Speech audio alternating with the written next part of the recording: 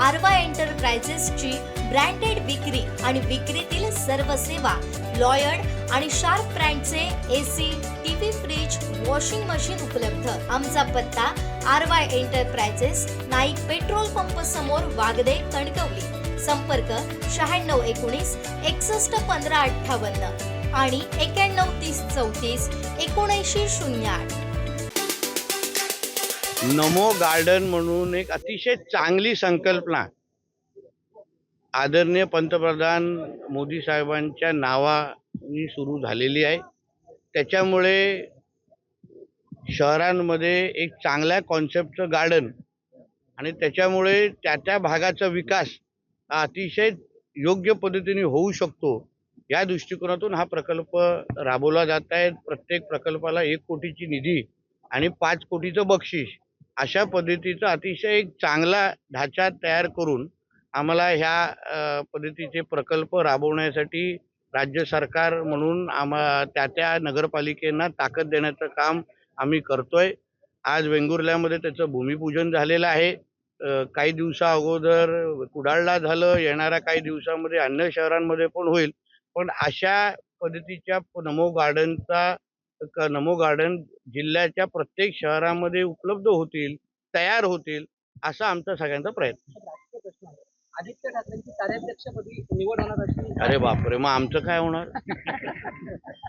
आजच्या झोपेची चिंता आहे मग आम्हाला. आणि मी आपल्या माध्यमातून आदरणीय त्यांचे वडील उद्धवजींना मनापासून विनंती आणि आग्रह करीन की लवकर निर्णय घ्या, लवकर कार्याध्यक्ष करा त्यांना.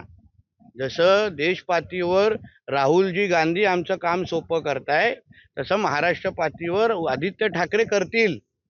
शेवटी ते आमचे महाराष्ट्राचे पप्पू आहेत की नाही. तर म्हणून लवकर द्या, बिलकुल वाट पाहू नका. उद्धवजींना आमचा सगळ्यांचा आग्रह आहे भारतीय जनता पक्ष म्हणून, वेळ काढू नका. पाहिजे तर ते झाल्यानंतर आम्ही पेढे वाटतो. आणि फक्त एवढीच विनंती आहे की त्यांच्या कार्याध्यक्षाचा ठराव हा संजय राऊतांना मांडण्याची संधी द्या.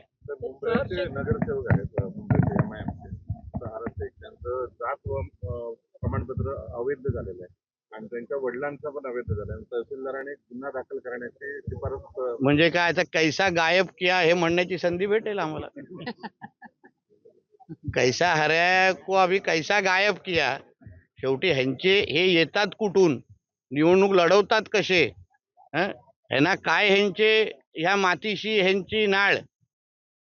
त्यांचे विचार ऐकल्यानंतर जेव्हा इस पुरे भाग को हम हरा कर देंगे, म्हणजे ह्या सगळ्यांची कधी ना कधी तरी पार्श्वभूमी तपासली पाहिजे.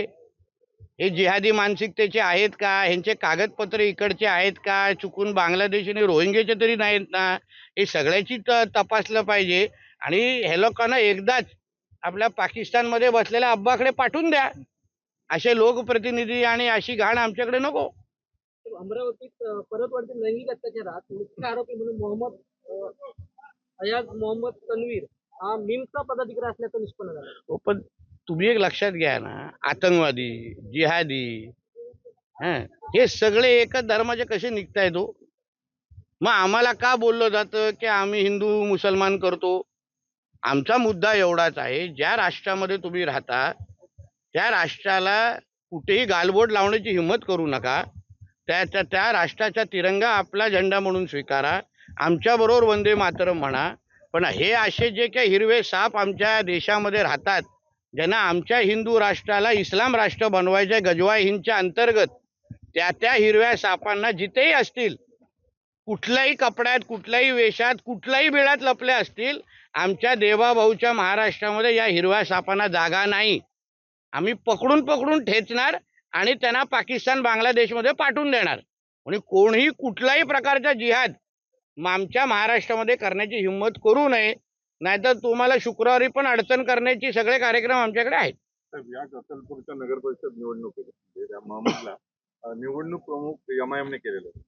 अहो, MIM ही दहशतवादी संघटना आहे, तो राजकीय पक्ष नाही आहे. PFI आणि ISIS ह्या धर्तीवर MIM नावाची ही संघटना आणि पक्ष ज्याला आपण म्हणतोय, हे सगळ्या दहशतवाद्यांना निवडणुकीच्या प्रक्रियेमध्ये आणणं हेच MIMचं काम आहे. म्हणून पहिला ह्या MIM वर बंदी टाका. कारण ह्यांच्यातल्या अगर पदाधिकारी कार्यकर्ते उद्या आतंकवादी निघत असतील, देशाच्या विरोधात काम करणारे निघत असतील, तर मग हा असा पक्ष आपल्याला पाहिजे कशाला? आपल्या भारतीय लोकशाहीमध्ये बंदी टाका ना, आणि त्या ओवेसीला जेलमध्ये टाका. कुठल्या हिशोबाने त्या याच लोकांना निवडणूक लढवायची संधी देतात? उद्या निवडणूक जिंकल्यानंतर चुकून जिहादच करणार आहेत, बाकी काय करणार? बंदी टाका MIM वर, अशी माझी मागणी आहे. नेस्को सेंटरमध्ये जाऊन मनसे आणि ठाकरे शिवसेनेने घोषणाबाजी केली आहे सरकार विरोधात ड्रग्ज प्रकरणावर. मग ड्रग्ज फ्री महाराष्ट्र, ड्रग्ज मुक्त महाराष्ट्र, हाच तर आमच्या देवेंद्र फडणवीसजींचं उद्दिष्ट आहे. मुख्यमंत्री म्हणून त्यांच्या कारकिर्दीमध्ये जिथे जिथे ड्रग्ज विकणारे हे सगळे जिहादी आहेत, त्या सगळ्या लोकांना बिळातून बाहेर काढून आमच्याच देवाभाऊचं हे सरकार त्यांना जेरीस आणतंय. म्हणजे तुम्ही कितीही आंदोलन करा, काही करा, ड्रग्सच्या बाबतीमध्ये राजकारण नाही. ड्रग्सच्या बाबतीमध्ये सगळेजण आम्ही एकाच तर्फे आहोत, आणि ड्रग्ज मुक्त समाज हाच आमच्या सरकारचा मुख्य हेतू आहे. म्हणून जे जे काही ड्रग्ज विकणारे आहेत, पिणारे तर कारवाई होणारच, पण जे विकणारे आहेत, ते जे काही बिळात लपलेले आहेत, त्या सगळ्यांना पकडून कारवाई होणार. साहेब, मध्य रेल्वेच्या ताफ्यामध्ये काल एक स्वयंचलित दरवाजा उघडणारी नॉन एसी लोकल जे आहे ती दाखल झालेली आहे. मात्र त्या लोकलमध्ये हिंदी आणि इंग्रजी याच शब्दावर सूचना आहेत. मराठीमध्ये कुठे उल्लेख नाही, त्यामुळे प्रवासी नाराज होत. नाही, ठीक आहे ना, तशा पद्धतीची मागणी आपल्या महाराष्ट्रामध्ये एअरपोर्ट असेल किंवा प्लेन असेल, ट्रेन असेल, मेट्रो असेल, सगळीकडे मराठी आलेच पाहिजे, सगळीकडे अनाउन्समेंट झालंच पाहिजे. म्हणून अशा पद्धतीच्या पद्धतीने मागणी आहे. आणि किंवा मराठी अगर येत असेल तर आम्ही स्वतः केंद्र सरकार आणि रेल्वे मंत्र्यांशी बोलू आणि मराठी सुरू करून घेऊ तिकडे. तर खराब प्रकरणात अंजली गमानी पत्रकार परिषद मोठ्या नेत्यांवर आरोप केले. मी पत्रकार परिषद बघितलेली नाही म्हणून त्याच्यावर बोलणं उचित नाहीये. पण आदरणीय मुख्यमंत्रीजींनी जसं सांगितलेलं आहे, ह्या पूर्ण प्रकरणाबद्दल ज्याला जी पण माहिती आहे, खराब प्रकरणात ज्याला जी पण माहिती आहे, त्यांनी संबंधित SIT आणि सरकारच्या प्रतिनिधींना द्यावी, ते कारवाई करतील, असं आदरणीय मुख्यमंत्र्यांचं बोलणं आहे. म्हणून ज्याला जी माहिती आहे, ज्यांनी पब्लिक फोरममध्ये आणलेली आहे, ती थेट SITला द्यावी, ते कारवाई करतील. तर नितीन गडकरीजीने कालच्या सभेमध्ये ठाणे साहेबांच्या अभिषेक चिंतनामध्ये मे अखेर महामार्ग सुरू होण्याचं एक घोषणा केली, आणि तो एक आनंदाचा क्षण म्हणायला पाहिजे. कसं बघता या विधानाकडे? मी चांगल्या दृष्टिकोनाने बघतो, कारण आम्ही त्या रस्ता वापरतो. आणि ह्यावेळी आदरणीय आमचे नितीन गडकरी साहेबांनी जो दिलेला शब्द आहे, ज्या व्यासपीठावर दिला आणि ज्या विश्वासाने आणि आत्मविश्वासाने दिला ना, मला विश्वास आहे की मे अखेरीस तुम्ही हाच प्रश्न मला नॅशनल हायवेवर उभे राहून विचारा, मी तुम्हाला गुळगुळीत असा आमचा नॅशनल हायवे दाखवतो, आणि ज्याच्यामुळे आमच्या कोकणातली सगळी विकासदारं उलकडतील. थँक्यू.